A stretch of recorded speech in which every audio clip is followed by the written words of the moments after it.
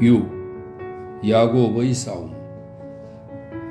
특이한 음악가 피스토리우스로부터 아브락사스에 대해 들은 것을 짧게 다시 들려줄 수 없지만 그에게 배운 가장 중요한 것은 나 자신에게로 가는 길 위의 또 한 걸음이었다. 나는 당시에 18살의 평범치 않은 젊은이였다. 수백 가지 일에서 조숙하고 다른 수백 가지 일에서 몹시 뒤처지고 무력했다. 때때로 다른 사람들과 자신을 비교하면 자주 우쭐하고 교만해졌으나 꼭 그만큼 자주 의기소침해지고 굴욕스러워했다. 어떤 때는 자신을 천재로 생각하는가 하면 어떤 때는 절반쯤 돌았다고 생각했다. 또래들의 기쁨과 생활을 같이 할 수 없었고 자주 비난과 근심으로 자신을 소모했다. 마치 내가 절망적으로 그들로부터 떨어져 있기라도 하듯이, 마치 삶이 내게 닫혀 있기라도 하듯이. 그 자신이 성숙한 괴짜였던 피스토리우스는 내게 용기와 스스로에 대한 존경을 간직하는 법을 가르쳤다. 그는 내가 한 말들, 내가 꾼 꿈들, 나의 환상과 생각에서 늘 가치 있는 것을 찾아내고 그것들을 언제나 중요하게 받아들이고 진지하게 논평하면서 나에게 예를 제시했다. 그가 말했다. 나한테 이야기했지. 음악을 사랑하는 건 음악이 도덕적이지 않기 때문이라고. 나야 아무래도 괜찮아. 하지만 자네 자신이 도덕주의자가 아니기도 해야지. 자신을 남들과 비교해서는 안 돼. 자연이 자네를 박쥐로 만들어 놓았다면 자신을 타조로 만들려고 해서는 안 돼. 그러는 자신을 특별하다고 생각하고 대부분의 사람들과는 다른 길을 가고 있다고 자신을 나무라지. 그런 나무람을 그만두어야 하네. 불을 들여다보고 구름을 바라보게 예감들이 떠오르고 자네 영혼 속에서 목소리들이 말하기 시작하거든 곧바로 자신을 그 목소리에 맡기고 묻지는 마. 그것이 선생님이나 아버지 혹은 그 어떤 하나님의 마음에 들까 하고 말이야. 그런 물음이 자신을 망치는 거야. 그런 물음들 때문에 인도로 올라서고 화석이 되어가는 거지. 이봐 싱클레어, 우리의 신은 아브락사스야. 그런데 그는 신이면서 사탄이지. 그 안에 환한 세계와 어두운 세계를 가지고 있어. 아브락사스는 자네의 어떤 생각에도 어떤 꿈에도 이의를 제기하지 않아. 결코 잊지 말게. 하지만 자네가 언젠가 나무랄 데 없이 정상적인 인간이 되어버릴 때 그때는 아브락사스가 자네를 떠나. 그때는 자신의 사상을 담아 끓일 새로운 냄비를 찾아 그가 자네를 떠난다네. 그 모든 꿈들 가운데서 저 어두운 사랑의 꿈이 가장 끈질기게 이어졌다. 자주 나는 그 꿈을 꾸었다. 문장의 새 밑을 지나 오래된 우리 집안으로 들었었다. 어머니를 포옹하려 했는데 어머니 대신 키가 크고 절반은 남자이고 절반은 어머니인 여자를 안았다. 그녀가 무서웠는데도 불타는 욕망이 나를 그녀에게로 끌었다. 그런데 이 꿈은 내 친구에게 결코 이야기할 수 없었다. 다른 모든 것을 그에게 열어보이고 나서도 이 꿈만은 간직해 두었다. 그것은 나만의 모퉁이, 나의 비밀, 피난처였다. 마음이 짓눌릴 때면 피스토리우스에게 전에 들은 북스테우테의 파사칼리아를 연주해달라고 청했다. 그럴 때면 어두운 저녁 교회 안에서 나는 그 자체에 몰두하고 그 자체에 귀 기울이는 이 기이하고 내밀한 음악에 몰입하여 앉아 있었다. 그 음악은 번번이 기분 좋았고 나로 하여금 더욱더 영혼의 목소리들을 인정할 준비가 되도록 도와주었다. 때로 우리는 오르간 소리가 잦아들고 나서도 한동안 그대로 교회에 앉아 희미한 빛이 뾰족한 아치형의 높은 창문을 통해 비춰들다가 가물가물 사라지는 모습을 바라보았다. 우습게 들리겠지? 피스토리우스가 말했다. 내가 한때 신학도 였고 목사까지 될 뻔했다는 게 말이야. 그러나 내가 당시에 저지른 것은 형식상의 오류였을 뿐이야. 사제라는 것? 그건 아직도 내 직업이자 목표이지. 다만 난 너무 일찍 만족했고 나를 마음대로 쓰시도록 여호와에게 맡겼지. 아브락사스를 알기 전이었어. 어느 종교든 좋아. 종교는 영혼이야. 기독교적 성찬을 들든지 메카로 순례를 가든지 마찬가지야. 그렇다면 정말 목사가 될 수도 있었겠네요? 내가 말했다. 아니 싱클레어, 아니야. 난 거짓말을 해야만 했어. 우리의 종교는 마치 그것이 종교가 아닌 것처럼 훈련받아. 종교가 인간 오성의 산물인 듯 취급되지. 가톨릭은 급하면 아쉬운 대로 괜찮을지도 몰라. 하지만 신교 목사, 아니 진짜 신자들, 그런 사람들을 몇 명 아는데 그들은 성경의 자자구구에 매달리지. 그 사람들한테 그리스도는 나에게 그냥 인물이 아니라 하나의 영웅, 하나의 신화라고 엄청난 그림자상이라고 말할 수 없어. 그 그림자 안에서 인류는 스스로의 모습이 영혼의 벽에 그려진 것을 보는데 말이야.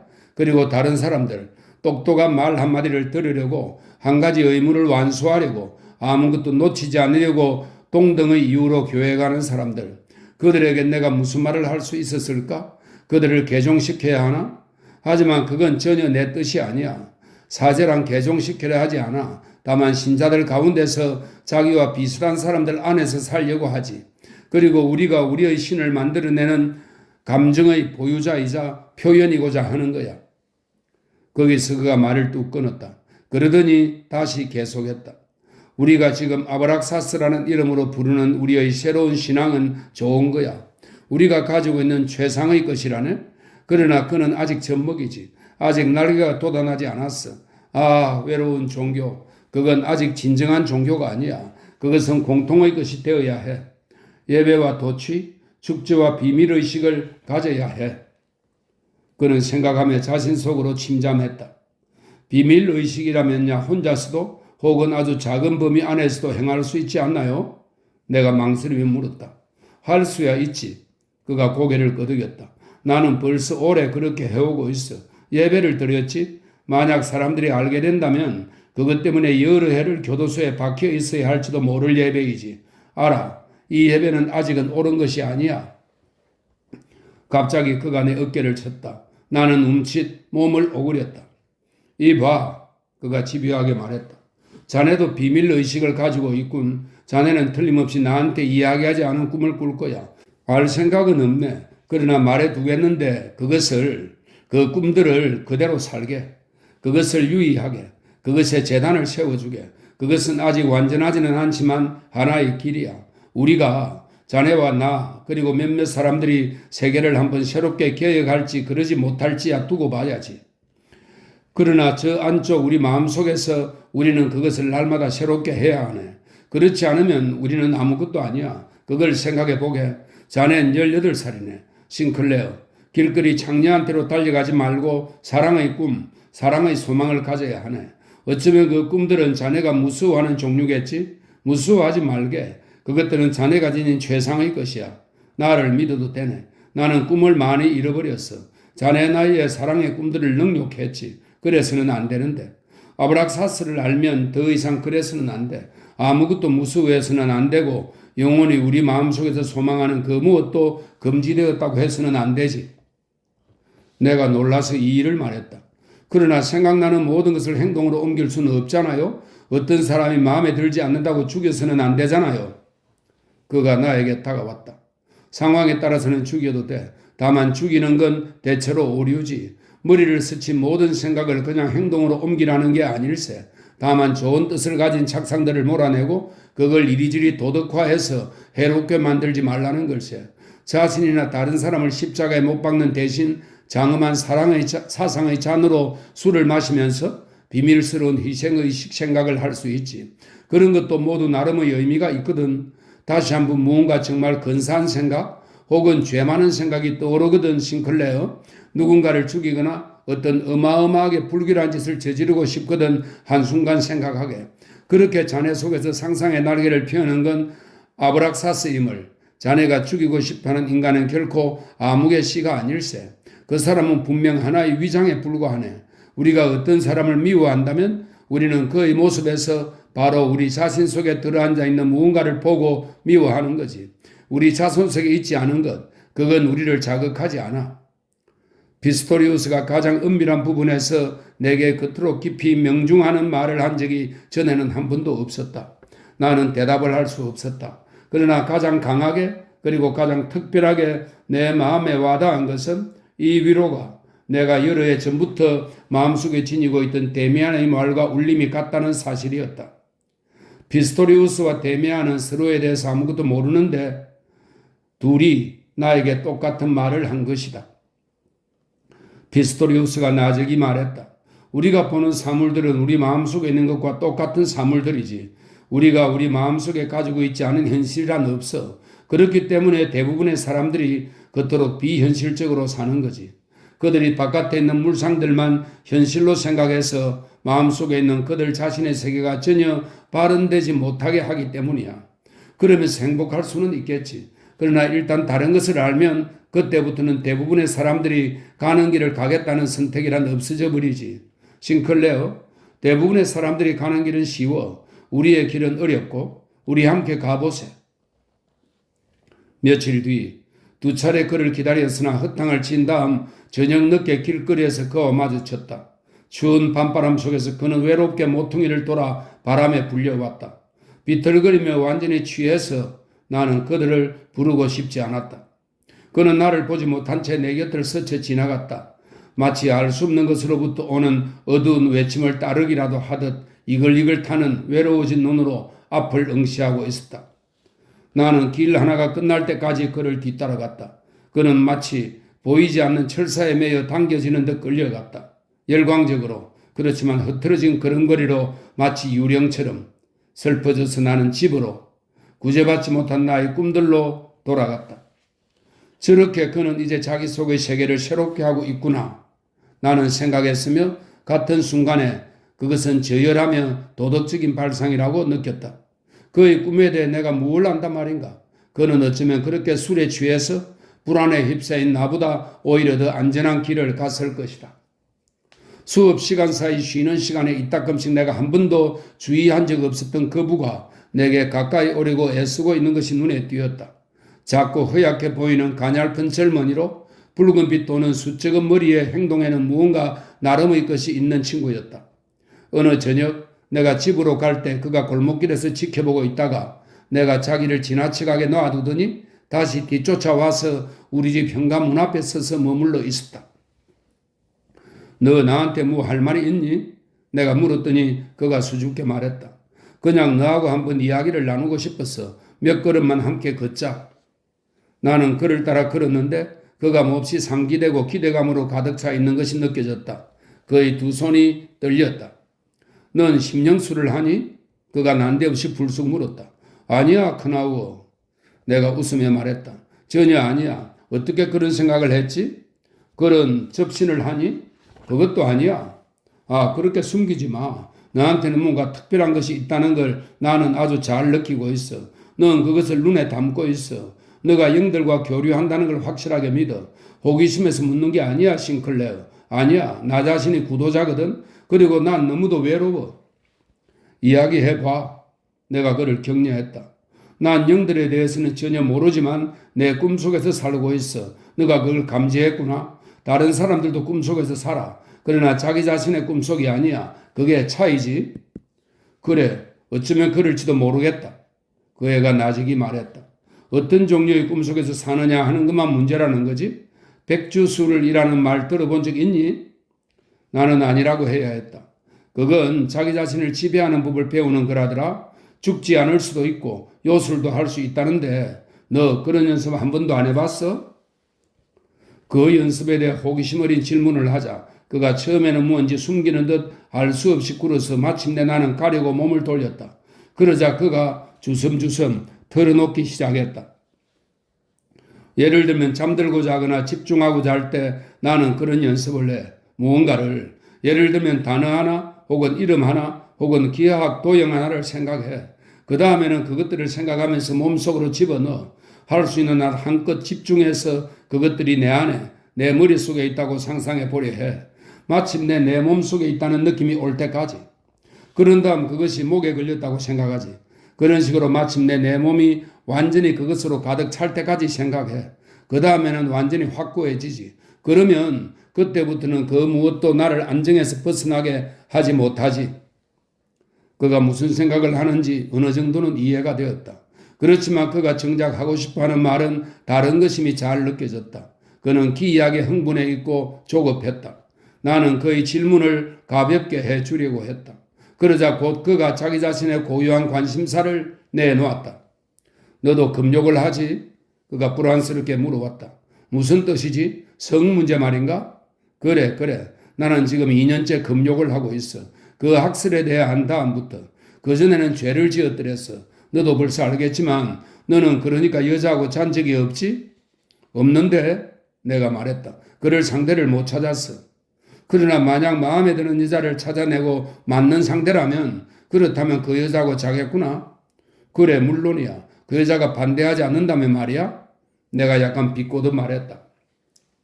오, 그 점에서 길을 잘못 들어선 거야. 내면의 힘은 완전히 금욕할 때만 키울 수 있어. 나는 그렇게 했어. 2년 동안, 2년하고도 한 달 조금 더 됐지? 그건 참 힘들어. 어떤 때는 거의 견딜 수 없을 정도야. 이봐, 크나우어. 난 금욕이 그렇게 대단히 중요하다고 생각하지 않아. 나도 알아. 그가 방어적으로 말했다. 다들 그렇게 말하지. 그래도 너는 그러지 않을 줄 알았어. 좀 더 높은 정신적인 길을 가는 사람은 늘 몸이 정결해야 해. 반드시. 그래. 그렇다면 그렇게 해. 하지만 난 이해하지 못하겠어. 자신의 성을 억누르는 사람이 왜 다른 사람보다 더 정결하다는 건지? 아니면 너는 성을 모든 생각과 꿈에서도 배제할 수 있다는 거니? 그가 절망적으로 나를 바라보았다. 아니야, 그런 게 아니야. 하나님 앞서서. 그렇지만 그래야만 해. 나는 밤에 꿈을 꾸어. 나 자신한테조차 이야기할 수 없는 꿈을 꾸는 걸 무슨 꿈이라고. 나는 피스토리우스가 했던 말을 기억했다. 그의 말이 참으로 옳다는 것을 느끼면서도 그 말을 그대로 전할 수는 없었다. 나 자신의 체험에서 나온 것이 아니며 그것을 따르기에 나 자신은 아직 성숙하지 못했다고 느끼는 충고를 남에게 해줄 수는 없었다. 나는 입을 다물었다. 누군가가 나에게 충고를 구했는데 해줄 말이 전혀 없다는 사실이 굴욕적이었다. 나는 별별 시도를 다 해봤어. 크나우가 내 옆에서 탄식을 했다. 할 수 있는 건 다 해봤어. 사물도 뒤집어 써보고 눈 속에도 있어보고 체조도 해보고 달리기도 해보고 그러나 다 아무 소용없었어. 밤마다 생각도 해서는 안 되는 꿈을 꾸다가 화들짝 깨어나곤 해. 끔찍한 건 그러다 보니 내가 그동안 정신적으로 배운 모든 것이 내게서 차츰 없어진다는 거야. 그러고 나면 그때부터는 아무래도 집중하거나 잠들 수가 없어. 자주 누워서 밤을 꼬박 새워. 그걸 결코 오래 견뎌내지 못하겠어. 마침내 내가 그 싸움을 해낼 수 없으면 항복하고 다시 자신을 더럽히면 그 다음에 나는 한 번도 싸워본 적이 없는 다른 모든 사람들보다 더 나쁜 거야. 이해하겠니? 나는 끄덕였지만 해줄 말이 없었다. 그가 지루해지기 시작했고 그가 공공연하게 드러낸 괴로움과 절망이 나에게 그다지 깊은 인상을 남기지 못하는 것에 내심 놀랐다. 나의 느낌은 다만 난 너를 도울 수 없어 라는 것이었다. 그가 마침내 기진맥진하여 슬프게 말했다. 그러니까 넌 전혀 모르는 거지? 전혀 모르겠다고? 그래도 분명히 무언가 길이 있을 거야. 넌 대체 어떻게 하지? 말해줄 수 있는 게 아무것도 없구나 크나우어. 사람들은 그런 일에서는 서로 도울 수 없어. 나를 도와준 사람도 아무도 없었어. 너 스스로 생각해내려고 했어야 해. 그러고는 정말로 너의 본질로부터 나오는 것, 그걸 하면 돼. 다른 길은 존재하지 않아. 너가 너 자신을 찾아낼 수 없으면 다른 영들도 찾아낼 수 없을 거야. 그 작은 녀석이 실망하여 갑자기 말을 뚝 끊더니 나를 물끄러미 바라보았다. 그러더니 그의 시선이 갑작스러운 정오의 빛을 띠며 이글이글 타올랐다. 그가 나에게 얼굴을 찡그리더니 화를 내며 소리쳤다. 아, 너야 멋진 성인이시지. 너도 죄를 짓겠지? 알아. 너는 마치 현인처럼 굴면서 남몰래 나나 다른 사람들과 똑같이 더러운 것에 매달리는 거지. 넌 돼지야, 돼지. 나와 마찬가지로 우리는 모두 돼지야. 나는 그를 그곳에 남겨둔 채 떠났다. 그가 두세 걸음 나를 따라오더니 그 다음에는 그대로 멈추었다가 몸을 돌려 달아났다. 연민과 혐오의 느낌으로 속이 메스꺼렸다. 마침내 집에 와 내 작은 방에서 내 그림 몇 개를 주위에 둘러 세우고 더없이 간절한 마음으로 나 자신의 꿈들에 열중했을 때에야 비로소 그 느낌에서 벗어날 수 있었다. 그러자 곧 나의 꿈이 다시 떠올랐다. 현관문과 문장에 대한 어머니와 낯선 여성에 대한 것이었다. 그 여성의 표정이 어찌나 뚜렷하게 보이는지 그날 저녁에 그녀의 모습을 그리기 시작했다. 며칠 뒤 스케치가 완성되자 의식을 잃은 듯 몽환적인 상태에서 칠까지 하여 저녁에 벽에 걸고 독서 등을 그 앞으로 밀어놓고는 결판이 나도록 싸워야 하는 신 앞에 선 듯 그 앞에 서 있었다. 그것은 얼굴이었다. 전의 것과 비슷하고 내 친구 데미안과 비슷하고 몇몇 표정에서는 나 자신과도 비슷했다. 한 눈이 다른 눈보다 눈에 띄게 높이 달려있고 시선은 침잠에 연결되고 운명으로 가득한 채 나를 넘어 어딘가로 향해 있었다. 그림 앞에 서서 나는 내적인 긴장으로 가슴속까지 서늘했다. 나는 그 그림에게 물었다. 그림을 비난했다. 그림을 애무했다. 그림에게 기도했다. 나는 그 그림을 어머니라고 불렀다. 연인이라고 불렀다. 창녀이고 매춘부라고 불렀다. 아브락사스라고 불렀다. 그러는 사이 피스토리우스의 말이 떠올랐다. 언제 그 말을 들었는지는 기억할 수 없었다. 그러나 다시 들리는 것 같았다. 그것은 야곱과 천사의 싸움에 대한 말이었다. 나에게 축복을 내리지 않으면 보내지 않겠다라는 말. 그려진 얼굴은 등불의 빛 속에서 그때그때의 간청에 따라 변했다. 환하게 밝아지다가 까맣게 어두워지고 꺼져가는 눈 위로 파리한 눈꺼풀을 감다가는 다시 떠 이글거리는 시선으로 쏘아보았다. 그것은 여자였다, 남자였다, 소녀였다, 어린아이였다, 동물이었다. 얼룩한 점으로 흐릿해졌다가 다시 크고 뚜렷해졌다. 그때 가서 나는 마음속으로 들리는 뚜렷한 부름을 따르며 눈을 감았고 이제 그 그림을 내 마음 안에서 보았다. 더욱 강하게 더욱 힘있게 나는 그림 앞에 무릎을 꿇으려 했다. 그러나 그림이 어찌나 내 안으로 들어가 버렸는지 그것을 나 자신과 갈라놓을 수 없었다. 마치 그림이 온통 나 자신이 되어버린 듯이. 그때 마치 봄의 폭풍인 듯 어둡고 무거운 포효 소리가 들렸다. 나는 불안과 체험의 형언할 수 없이 새로운 느낌에 휩싸여 몸을 들었다. 별들이 내 앞에서 번쩍거리다가 꺼졌다. 최초의 아주 잊힌 유년으로까지 실로 전쟁과 생성의 초기 단계까지 이르는 기억들이 나를 스쳐 콸콸 흘러갔다. 나의 온 생애를 가장 비밀스러운 것까지 되풀이하는 듯한 기억들은 어제 오늘로 그치지 않았다. 계속 나아가 미래를 비추었고 나를 오늘로부터 낚아채 새로운 삶의 형식들 속으로 넣었다. 그 새로운 삶의 영상들은 엄청나게 환하고 눈부셨으나 그중 어느 것도 나중에는 제대로 기억할 수 없었다. 밤에 깊은 잠에서 깨어나 보니 나는 옷을 입은 채로 침대에 비스듬히 걸쳐 누워 있었다. 불을 켜었다. 무언가 중요한 것을 생각해내야만 할 것 같은 느낌이었다. 몇 시간 전의 일을 아무것도 알 수 없었다. 불을 켜었다. 차츰 기억이 돌아왔다. 나는 그림을 찾았다. 그림이 이제는 벽에 걸려있지 않았다. 책상 위에 놓여있지도 않았다. 확실치 않았지만 내가 그것을 불태워버린 것 같기도 했다. 아니면 내가 그것을 내 손으로 불태우고 죄를 먹어버린 것이 꿈이었을까? 몸이 부들부들 떨리는 큰 불안이 나를 몰아댔다. 나는 어떤 강압을 받는 듯이 모자를 쓰고 집과 골목을 지나쳤다. 폭풍에 불려가듯 거리와 광장들을 빠른 걸음으로 내쳐 걸었다. 내 친구의 어두운 교회 앞에서 귀를 기울였고 어두운 충동에 휩싸여 무엇을 찾는지도 모르는 채 찾고 또 찾았다. 사창가가 있는 교회를 지나갔다. 그곳은 여기저기 아직 불이 켜져 있었다. 더 먼 곳에는 공사 중인 건물들과 기와장 더미가 있고 일부는 충충한 눈으로 덮여 있었다. 몽유병자처럼 알 수 없는 힘에 눌려 이 황량한 곳을 헤매다 보니 언젠가 나의 고문자 크로무가 처음으로 계산을 하자고 나를 끌고 갔던 고향 도시의 공사장이 생각났다. 비슷한 공사장이 잿빛 어둠 속에서 내 앞에 있고 검은 문구멍들이 내 앞에서 입을 벌리고 있었다. 그것이 나를 안으로 끌었다. 물러서려다가 모래와 허접 쓰레기에 걸려 비틀거렸다. 충동 쪽이 더 강했다. 나는 들어가야 했다. 판자와 짚부서진 벽돌들 너머로 나는 비틀비틀 그 황량한 공간 속으로 들어갔다. 축축한 냉기와 돌냄새가 희미하게 났다. 모래더미가 좀 밝은 잿빛인 지점이 한 군데 있었다. 그 밖에는 온통 캄캄했다. 거기서 놀란 목소리가 나를 불렀다. 맙소사 싱클레어, 어디서 내게로 온 거야? 그러면서 내 옆 어둠 속에서 사람 하나가 작고 마른 사내가 유령처럼 몸을 일으켰다. 나는 머리카락이 곤두설 정도로 놀랐지만 그것이 내하고 크나우어임을 알아보았다. 어떻게 여기로 온 거야? 흥분으로 제정신이 아닌 듯 그가 물었다. 어떻게 나를 찾아낼 수 있었지? 나는 무슨 소리인지 알 수 없었다. 난 너를 찾지 않았어. 내가 당황하여 말했다. 한마디 한마디가 힘들어 그 말은 얼어붙은 듯 무겁고 죽은 입술 사이로 가까스로 나왔다.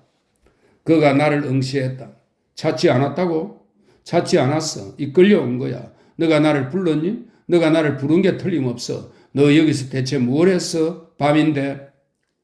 그가 가는 두 팔로 나를 으스러져라 껴안았다. 그래, 밤이야. 머지않아 틀림없이 아침이 될 테고. 오, 싱클레어, 너가 나를 잊지 않았다니 날 용서할 수 있겠니? 대체 뭘 용서하지? 아, 내가 그렇게 추하게 굴었잖아. 비로소 우리가 나누었던 대화가 기억났다. 사나흘 전이었던가? 나에게는 그때 이후 한평생이 지나간 것만 같았다. 그러나 그 순간 나는 갑자기 모든 것을 알았다. 우리 사이에 무슨 일이 있었던가 뿐만 아니라 왜 내가 이리로 오게 되었으며 크나우어가 이곳에서 무엇을 하려 했던가도. 너 그러니까 죽으려 했구나, 크나우어? 그가 추위와 두려움으로 몸을 들들 떨었다. 그래, 그러려고 했어. 그럴 수 있었을지 없었을지는 모르겠어. 아침이 될 때까지 그 기다릴 생각이었어. 나는 그를 바깥으로 끌고 나갔다. 수평의 첫 새벽빛이 잿빛 공중에서 말할 수 없이 차갑고 냉담하게 어렴풋이 빛나고 있었다. 나는 얼마간 더 그의 팔을 잡고 데리고 갔다. 나에게서 말이 나왔다. 이제 집으로 가. 그리고 아무한테도 아무 말도 하지 마. 넌 길을 잘못 들어 헤맸던 거야. 그냥 길을 잘못 들었던 거라고. 그리고 우린 너희 생각처럼 돼지가 아니야. 우린 인간이야. 우린 신을 만들고 신들과 싸우지. 그러면 신들이 우리를 축복해. 우리는 말없이 더 걷다가 헤어졌다. 집으로 돌아가자 날이 완전히 밝아 있었다. 그 시절 장크트 시에서 내게 주어진 최고의 것은 피스토리우스와 오르간 옆에 혹은 벽난로 앞에 서 있는 시간이었다. 우리는 아브락사스에 대한 그리스로 된 글을 함께 읽었다. 그가 베다경의 번역을 부분 읽어주었고 나에게 신성한 오음을 말하는 법을 가르쳐 주었다. 그 사이 나를 내면적으로 키워준 것은 학식이 아니라 오히려 그 반대였다. 기분 좋았던 것은 나 자신 속에서 앞으로 나아가는 것이었다. 나 자신의 꿈, 생각, 예감에 대한 신뢰가 커가는 것이었다. 그리고 내가 나 자신 앞에 지니고 있는 힘에 대한 알미 늘어나는 것이었다. 피스토리우스와 더불어 나는 어떤 식으로든 나 자신을 이해했다.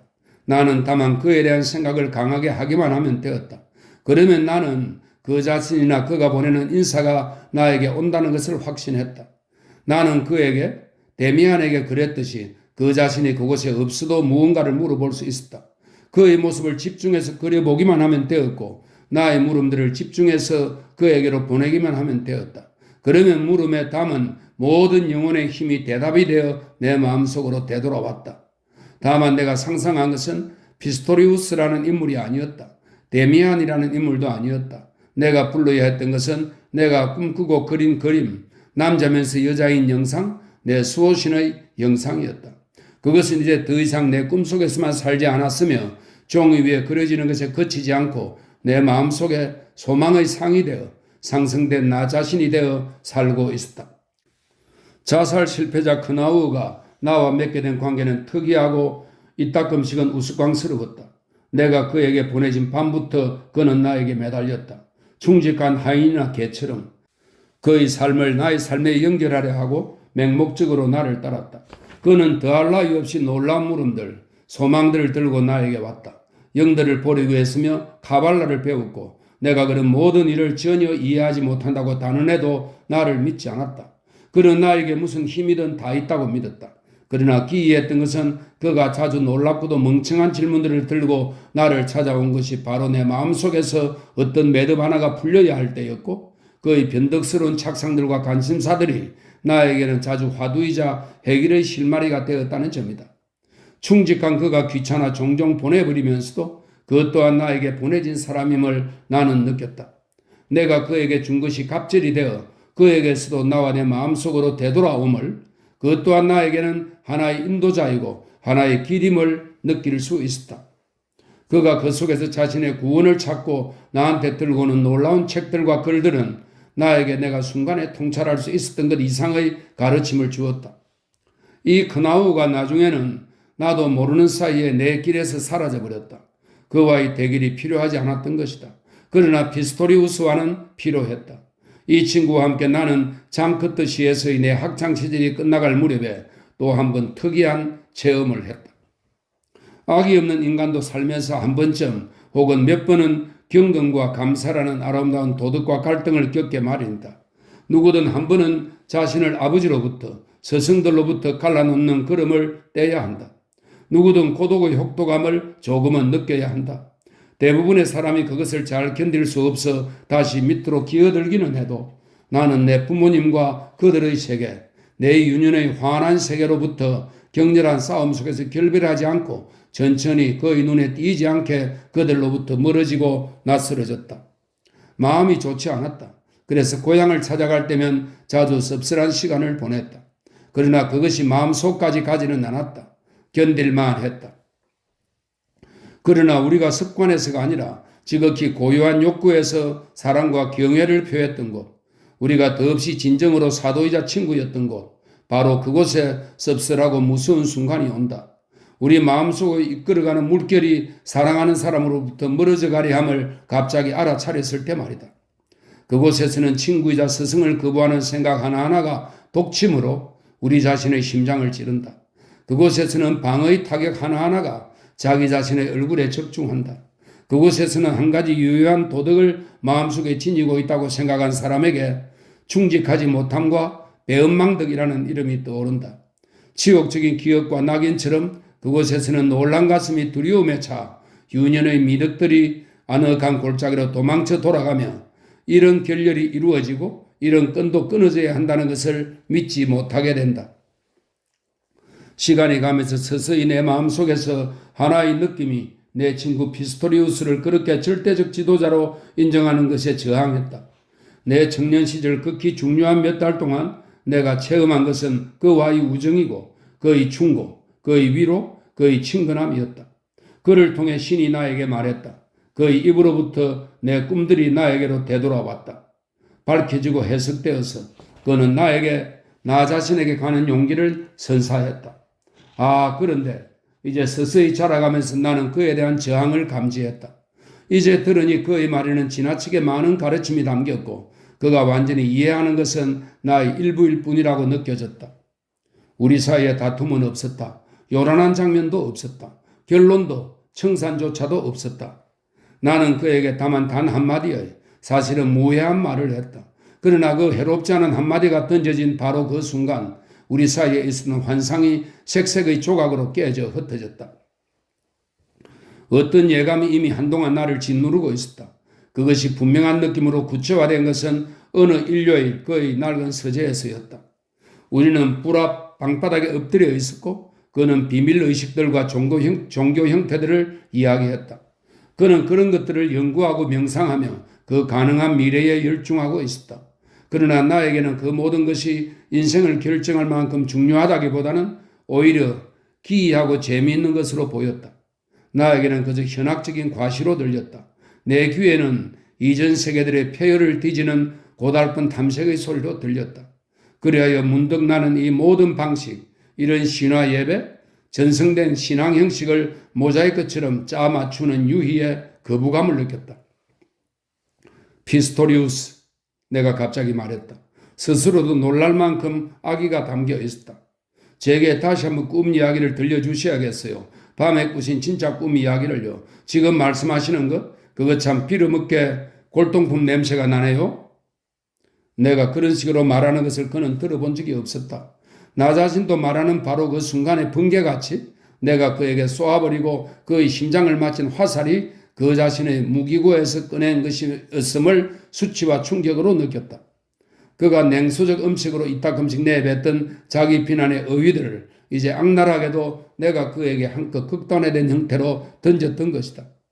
그도 순간적으로 그것을 느꼈다. 그리고 즉시 잠잠해졌다.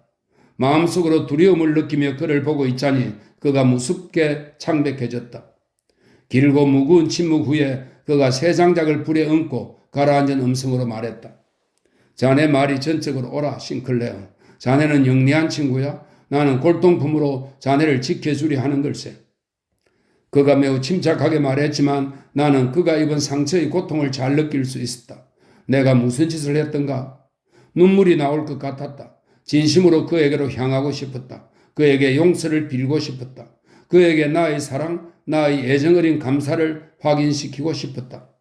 감동적인 말들이 떠올랐다. 그러나 말할 수 없었다. 나는 그냥 엎드려 불을 들여다보며 말이 없었다. 그도 말이 없었다. 그렇게 우리는 누워 있었고 불은 다 내려가 다 꺼졌다.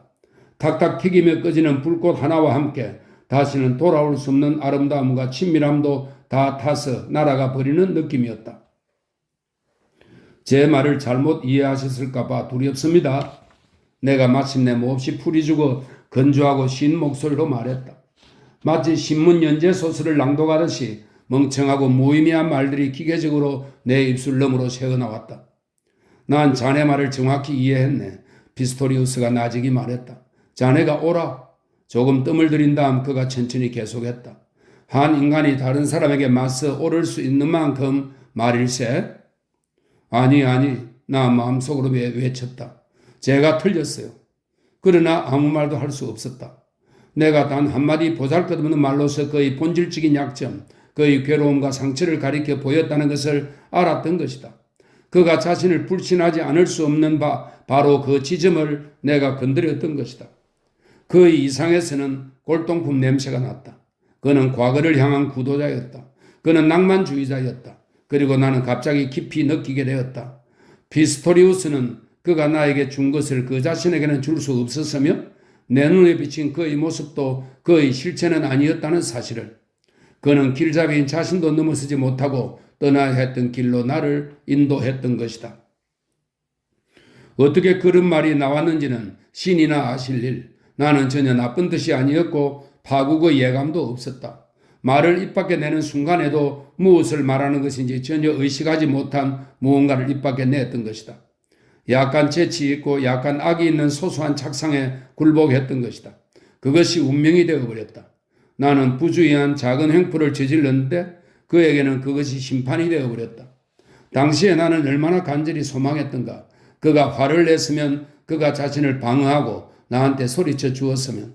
그는 아무것도 하지 않았다. 그 모든 것을 내가 내 마음속에서 스스로 해야만 했다. 만약 할 수만 있었더라면 그는 미소 지었으리라.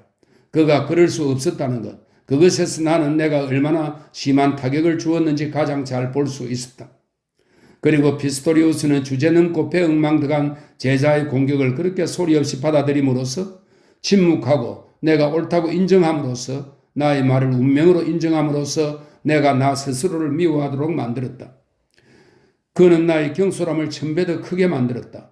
때리러 달려들었을 때 나는 방어력 있는 강한 사람을 쳤다고 생각했다. 그런데 맞은 사람은 인고하는 고요한 인간, 말없이 항복하는 무방비한 사람이었다. 오랜 시간 우리는 다 타버린 불 앞에 그대로 엎드려 있었다. 불 속에서 타오르는 모습 하나하나가 구부러져 들어가는 막대 모양의 재 하나하나가 행복하고 아름답고 풍요로웠던 시간들을 내 기억 속에 불러왔고 피스토리우스에게 내가 진 빚더미를 점점 더 크게 쌓아 올렸다. 마침내 나는 더 견디지 못했다. 일어서서 방을 나갔다. 나는 오래 서 있었다. 그의 방문 앞에서, 어두운 계단 앞 위에서, 집 바깥에서 그가 혹시 나와서 나를 따라오지 않을까 한동안 더 기다리며 그 다음에는 계속 걸었다.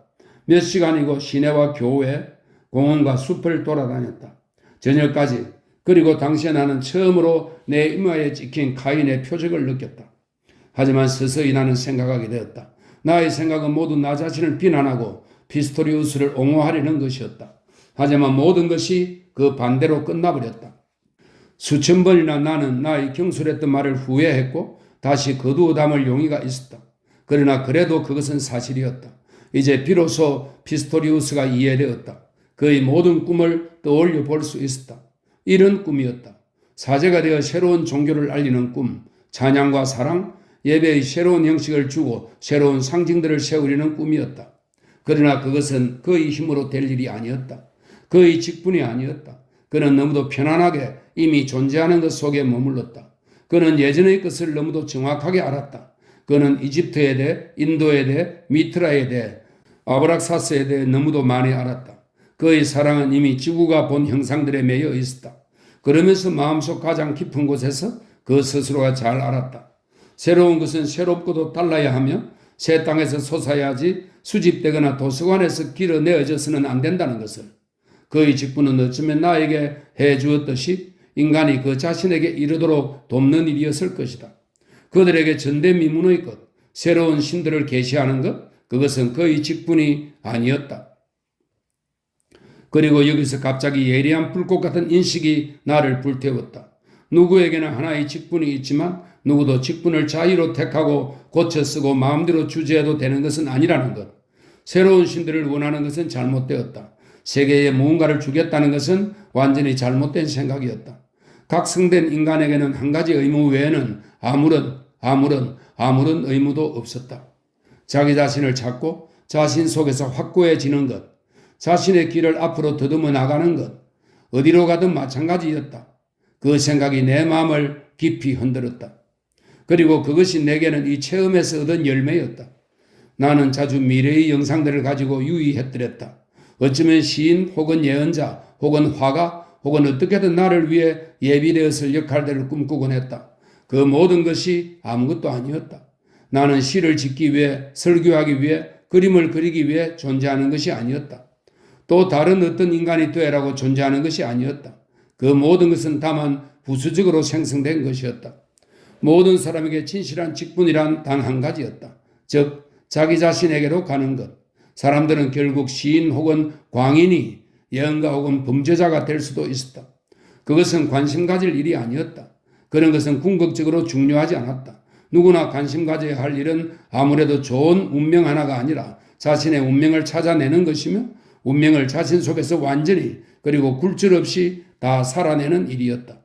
다른 모든 것은 반쪽의 얼치기였다. 시도를 벗어남이고 패거리의 이상으로서 재도피이고 자기 자신에 대한 무비판적 적응이자 두려움이었다. 새로운 영상이 무섭고도 성스럽게 눈앞에서 솟았다. 수백 번 예감했고 어쩌면 자주 입 밖에 냈지만 이제 비로소 체험한 것이었다. 나는 자연이 던진 돌이었다. 불확실함 속으로, 어쩌면 새로운 것 속으로, 어쩌면 무로 던져졌다. 그리고 청량할 길 없이 깊은 곳으로부터의 이 던져짐이 남김없이 이루어지게 하고 그 뜻을 가슴 속에서 느끼고 그것을 완전히 내 것으로 만드는 것, 그것만이 나의 직분이었다. 오직 그것만이.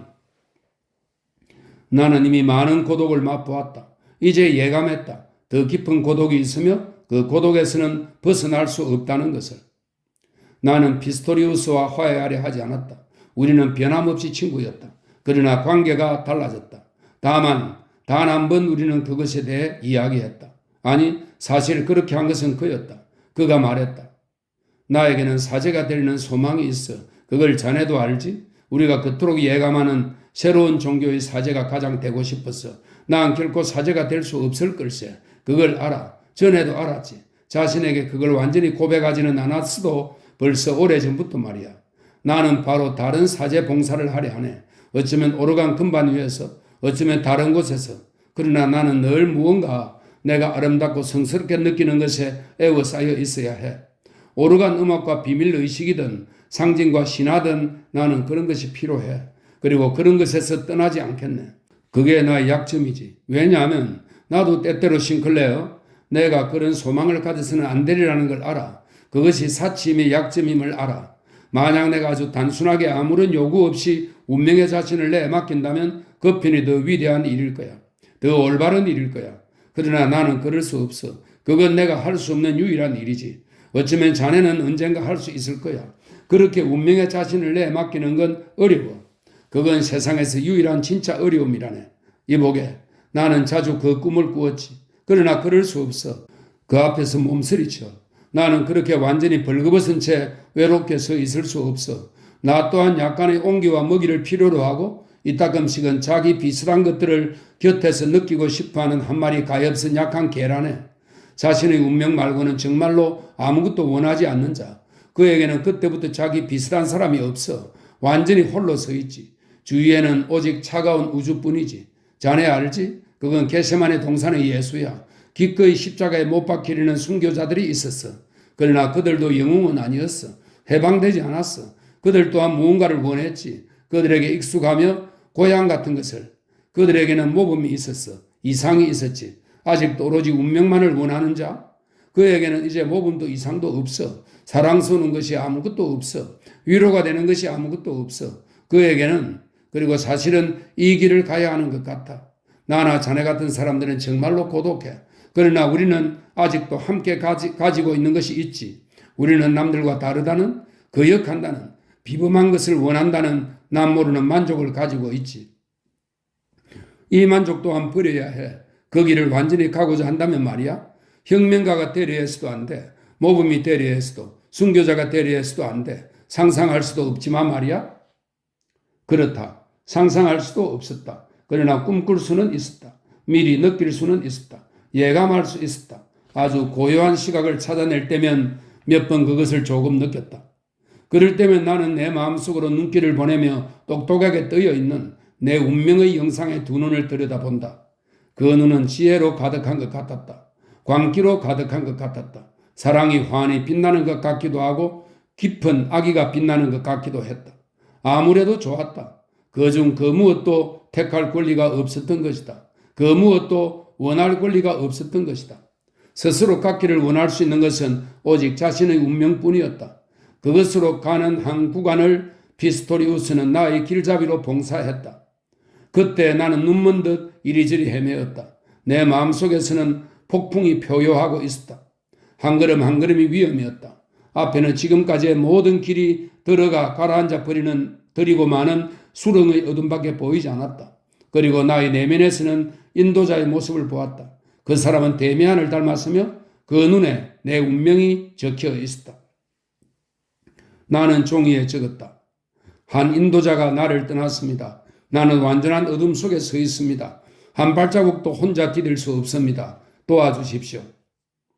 나는 데미안에게 그 종이를 보내려 했다. 그렇지만 그만두었다. 내가 그리려고 하면 번번이 그것이 멍청하고 무의미해 보였던 것이다.